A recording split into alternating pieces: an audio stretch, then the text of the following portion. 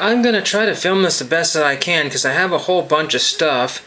And as you know, Sundays I go to the Goodwill bins. If you have one, you need to check it out because there's a lot of stuff that people trip over and miss and break and whatever. And if you don't come home with it, it's just a shame. But let's start off with the two DVD pickups from FYE. And I picked up French and Saunders from the creators of Absolutely Fabulous at the movies. No idea what this is. But Dawn French from Vicar of Dibley and Jennifer Saunders. I guess they take a look at the movies. I'm not really sure what that's all about, but it was $1. And this was $2. Forget Paris, Father's Day, and My Giant Triple Feature. But I got it for $1, so can't beat that all day long. Pretty neat deal.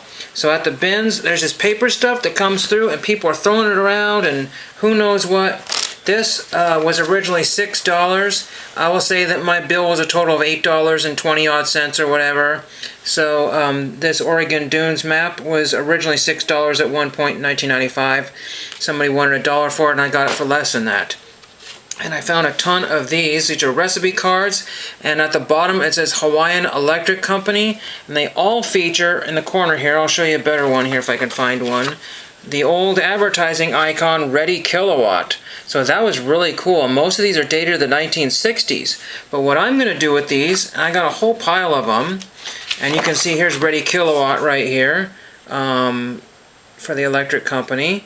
That's really pretty neat. Those actually sell pretty well. I don't know about these cards, but what I'm going to do, let's just grab a random one here. And this one says soy sauce chicken. And I know it says Hawaiian Electric Company. I don't know what these have any value, but I grabbed a sheet of really skinny stickers so I could put that over there, and I will mail these out from my California collection as postcards. They're on pretty much the right card stock, so I got a bunch of those to make into postcards.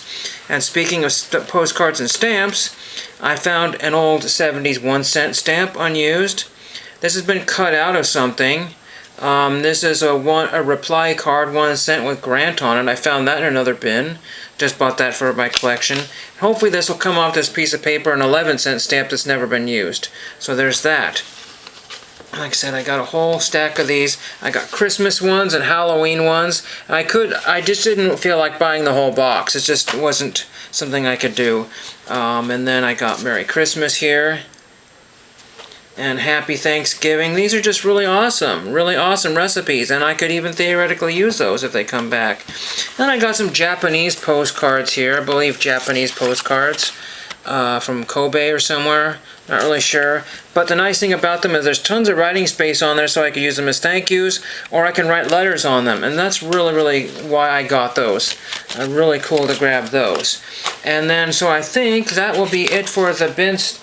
Well, I got more stuff. I even got an official Major League Baseball. There were 2 of them, but somebody's child had drawn with pen all over the baseballs. One of them was really pretty clean except for one circle on it, so I kept that one. The other one was totally destroyed. They probably went to a Mariners game and caught a couple during batting practice or something like that.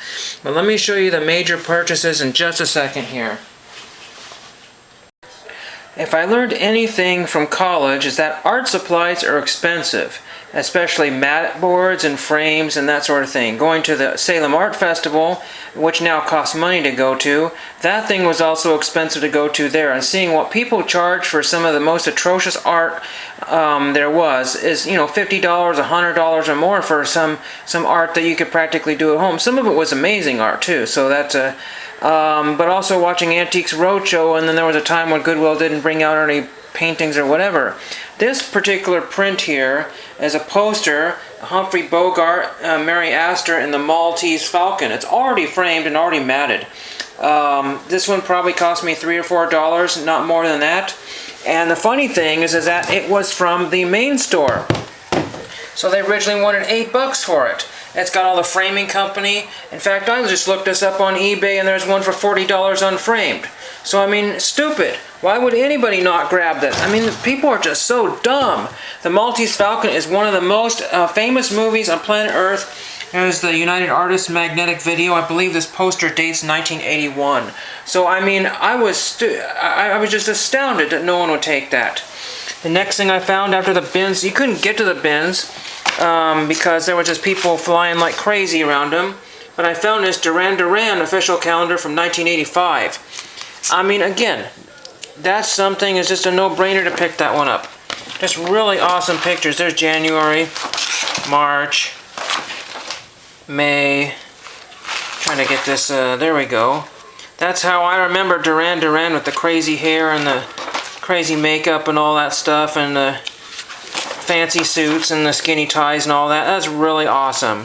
That is amazing. That had to come home with me. That was not very much either. Like I said, the trip was not even $9. Then I found these Indian rocks here, rocks used by Indians' everyday life, all wrapped in plastic. That's really pretty neat. And I got a Kings and Queens of England to Color coloring book for 39 cents. But the deal of the day was this charcoal picture here. You know, it looks like 1920s right there.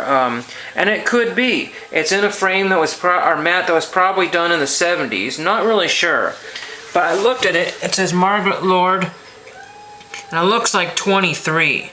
Somebody said 73. There was somebody who was really eyeballing this and said, "I got to have this. Do you want to take that home with you?" And I said, I said, "I don't know what I'm going to do with it, but I probably should."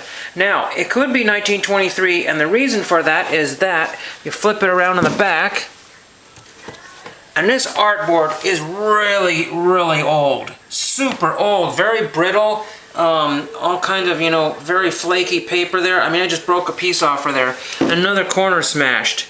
I mean, I have a feeling that this is very old. It doesn't look old, but it could be 1923. Now, that name is very common, so I couldn't find anything about it, but really, really cool picture there. I'm sure it's probably at least a $50 thing in an antique store. So, what's 30 and 50? That's $80 worth of stuff for like $8. Plus all the other stuff. Oh, and I forgot to mention, if I even have it in my pocket here, I was digging around the bins, and like everybody had already gone through it, I found myself my first MacGyver pocket knife, Swiss Army pocket knife. That is really, really awesome to find one of those. I'm really, really happy. That's one of my favorite pickups, including this picture here. And I think I've showed this before, this cheapo Timex on a previous video. That's a very valuable Timex as well, $50 to $100, because guess what? MacGyver wore one almost exactly like that in the TV show, the original 1980s MacGyver. So really amazing pickups, really cool movie pickup, lots of cool postcard stuff, and hope you enjoyed that, and it just gives you some hope that you can find some really awesome stuff for a bargain at thrift stores. Thank you.